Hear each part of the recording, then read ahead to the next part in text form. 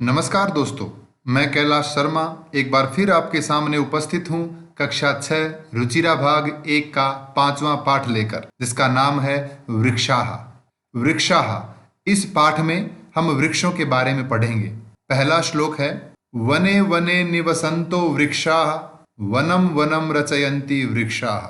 वने वने अर्थात प्रत्येक वन में, निवसन्तो, निवसन्तः का अर्थ है रहते हुए या रहने वाले, वृक्षाः अनेक पेड़, वनम वनम अर्थात प्रत्येक वन को, रचयन्ति बनाते हैं, वृक्षाः यानी पेड़। इसका अर्थ हुआ पेड़ प्रत्येक वन में रहने वाले हैं, वे प्रत्येक वन की रचना करते हैं, अर्थात वनों में रहने वाले पेड़ों से ही वनों की रचना होती है। नीचे इस श्लोक से संबंधित कठिन शब्दार्थ दिए हुए हैं। दूसरा श्लोक है, शाखा दोला सीना विहगा तैः किमपि कूजन्ति वृक्षाः।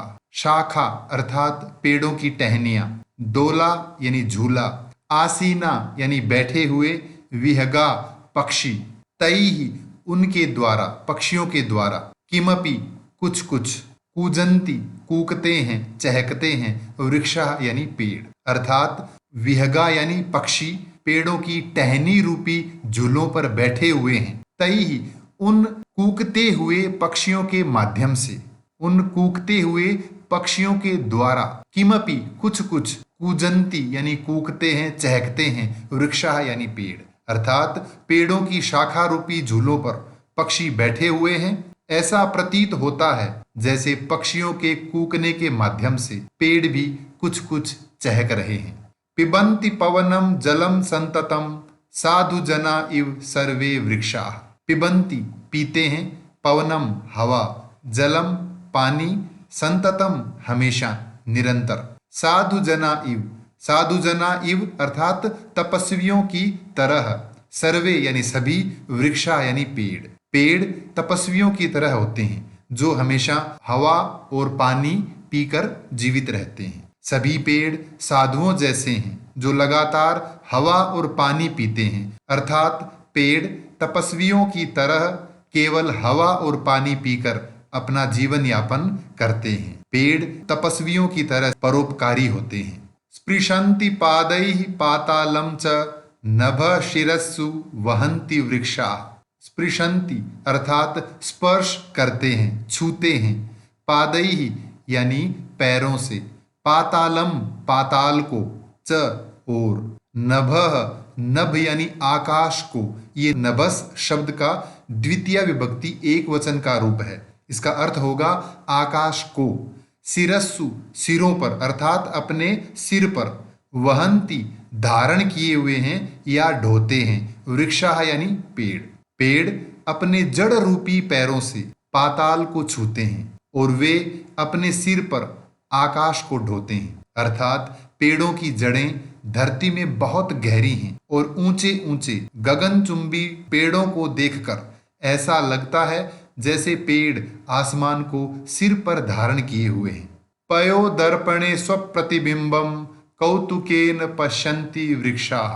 पयो दर्पणे, पय अर्थात पानी रूपी, दर्पणे यानी आईने में, स्वप्रतिबिंबम अपना प्रतिबिंब, प्रतिबिंब अर्थात रिफ्लेक्शन, कौतुकेन आश्चर्य से, पश्यन्ति देखते हैं, वृक्षाः यानी पेड़, पेड़ अपने प्रतिबिंब को जल रूपी दर्पण में आश्चर्य से देख रहे हैं, अर्थात झील के किनारे स्थित पेड़ों का प्रतिबिंब झील के पानी में दिख रहा है, जिससे ऐसा प्रतीत हो रहा है जैसे पेड़ पानी रूपी आईने में अपने प्रतिबिंब को आश्चर्य से देख रहे हैं।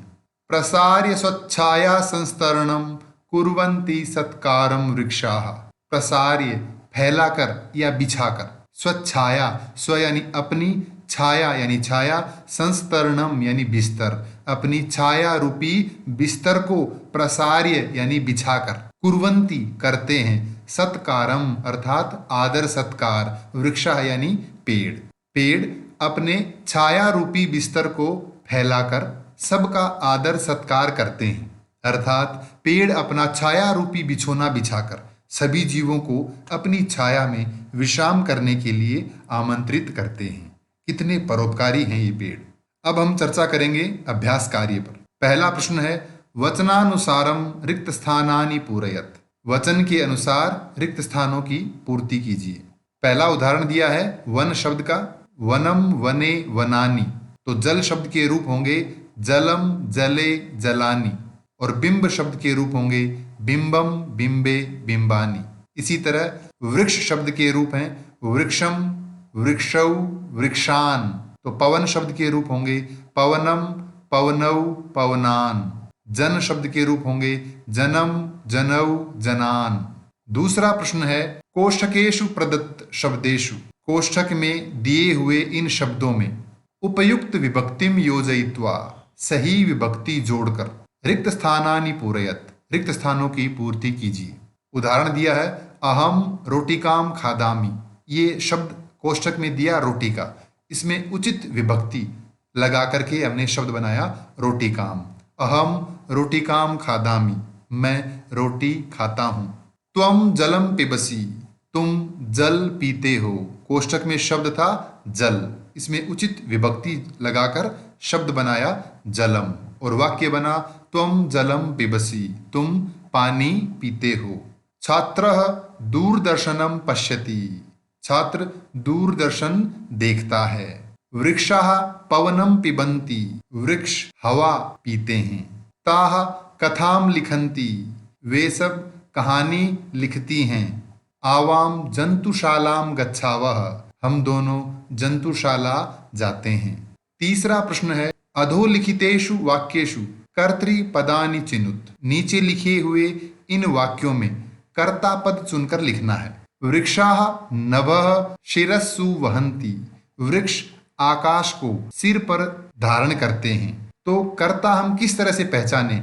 हम क्रिया से पूछेंगे कौन, कौन धारण करते हैं? पेड़, तो उत्तर होगा वृक्षाः, अर्थात इस वाक्य में कर्ता पद है वृक्षाः। विहगाः वृक्षेषु कूजन्ति, पक्षी पेड़ों पर कूकते हैं। तो क्रिया शब्द से हम पूछेंगे कौन कूकते हैं? तो पक्षी, तो उत्तर होगा विहगाः।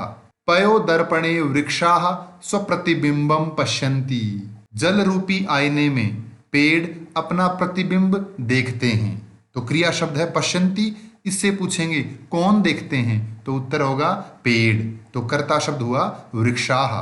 कृषकः अन्नानि उत्पादयति, किसान अनाज उत्पादन करता है। तो क्रिया से पूछेंगे कौन करता है उत्पादन? तो किसान, तो कर्ता पद हुआ कृषकः। सरोवरे मत्स्याः सन्ति, तालाब में मछलियां हैं। तो कौन है? मत्स्याः, तो कर्तृपद मत्स्याः। चौथा प्रश्न है प्रश्नानाम उत्तराणि एक पदेन लिखत। इन प्रश्नों के उत्तर एक पद में, एक शब्द में लिखिए। पहला प्रश्न है वृक्षाः कैः पातालम स्पृशन्ति, पेड़ किन के द्वारा पाताल को छूते हैं? उत्तर है पादैहि, अर्थात पैरों से, अपने जड़ रूपी पैरों से वृक्ष पाताल को छूते हैं। वृक्षाः किम रचयन्ति, पेड़ किसका निर्माण करते हैं? उत्तर है वनम, अर्थात वन का। यहाँ हम इसका बहुवचन रूप वनानि भी लिख सकते हैं। विहगाः कुत्र आसीनाः, पक्षी कहाँ बैठे हैं? उत्तर है शाखा दोलायाम, अर्थात टहनी रूपी झूलों पर। कौतुकेन वृक्षाः किम पश्यन्ति, पेड़ आश्चर्य से क्या देखते हैं? स्वप्रतिबिंबम, अपना प्रतिबिंब।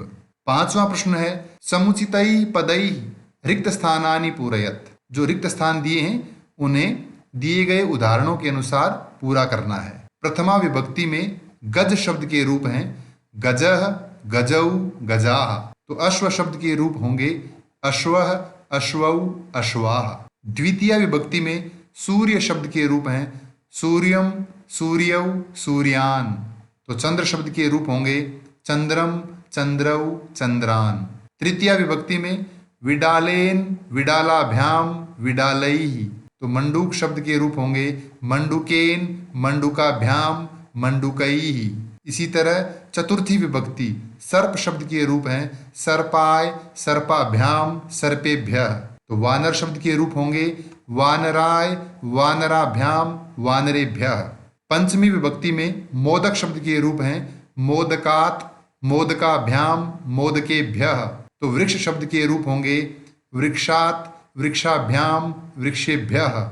षष्ठी विभक्ति में जन शब्द के रूप होंगे जनस्य, जनयोः, जनानाम। तो शुक शब्द के रूप होंगे शुकस्य, शुकयोः, शुकानाम। सप्तमी विभक्ति में शिक्षक शब्द के रूप होंगे शिक्षके, शिक्षकयोः, शिक्षकेषु। इसी तरह मयूर शब्द के रूप होंगे मयूरे, मयूरयोः, मयूरेषु। संबोधन में बालक शब्द के रूप हे बालक, हे बालकौ, हे बालकाः। तो नर्तक के होंगे नर्तक, नर्तकौ, नर्तकाः। छठा प्रश्न है भिन्न प्रकृतिकम पदम चिनुत। भिन्न प्रकृति वाले शब्द को चुनना है, अर्थात एक शब्दों का समूह यहाँ दिया गया है, जो शब्द इस समूह का नहीं है उसे चुनकर आगे लिखना है। तो पहला है गंगा, लता, यमुना, नर्मदा। तो इसमें भिन्न प्रकृति वाला शब्द है लता। हालांकि ये चारों शब्द आकारांत स्त्रीलिंग शब्द हैं, लेकिन भिन्न प्रकृति वाला हमने कैसे चुना? क्योंकि गंगा, यमुना, नर्मदा ये तीनों नदियों के नाम हैं और लता ये बेल, इसलिए अलग हुआ शब्द लता। दूसरा है उद्यानम, कुसुमम, फलम, चित्रम। इसमें भिन्न प्रकृति वाला शब्द है चित्रम, क्योंकि बगीचा, फूल, फल ये एक समुदाय के हैं और चित्रम ये अलग है। अगला प्रश्न है लेखनी, तूलिका, चटका, पाठशाला। इसमें अलग है शब्द चटका, क्योंकि लेखनी, तूलिका और पाठशाला ये एक समुदाय के शब्द हैं और चटका ये भिन्न है। आम्रम, कदली फलम, मोदकम, नारंगम। इसमें भिन्न शब्द है मोदकम, क्योंकि ये तीनों आम्रम, कदली फलम, नारंगम ये फल हैं और ये मिठाई, इसलिए भिन्न प्रकृति वाला शब्द हुआ मोदकम। इस पाठ से संबंधित कोई भी प्रश्न हो तो कृपया कमेंट्स में लिखकर अवश्य पूछें। धन्यवाद।